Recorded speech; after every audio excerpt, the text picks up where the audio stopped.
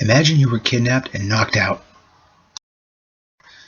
You wake up and realize you're inside a wooden box with a small hole to look out of. You see a tree. Half-hour later, you see a shed.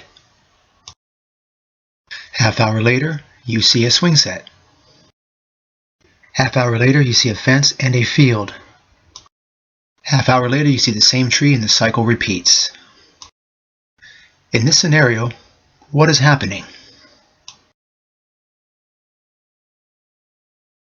You guessed it, you are on a merry-go-round. You were moving so slow and did not feel any movement, but you did notice that the apparent movement of the objects when you looked outside the box. The objects you saw did not move but appeared to move due to the fact that you were moving and did not feel it.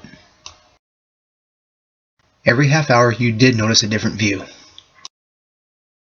And repeats. Flat Earthers claim looking up in the sky does not prove what happens down here on Earth. Looking up at the celestial objects in the sky is an indirect indicator on what is happening down here on Earth.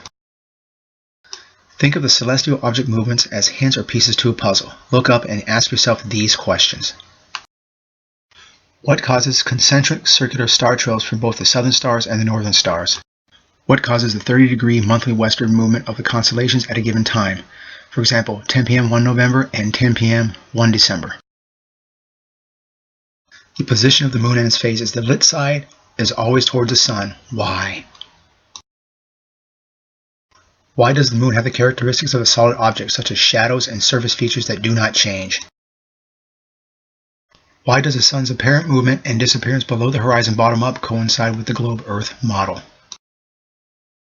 What is that opaque blocking object in front of the sun during a solar eclipse?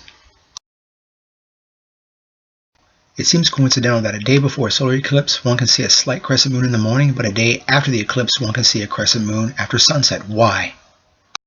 Here's the transit of Mercury. What is that black dot? I too saw and captured the entire transit of Mercury. This is one of my photos of the transit. Again, think of the celestial objects and their movements and apparent movements as pieces to a giant puzzle. The point of this entire video is that you can't just look down and have an automatic conclusion of the Earth's shape and movement. You have to look up, down, and all around to get the big picture on what is happening. Earth is not, never was, and never will be flat. Flat Earthers, do yourself a favor and look up.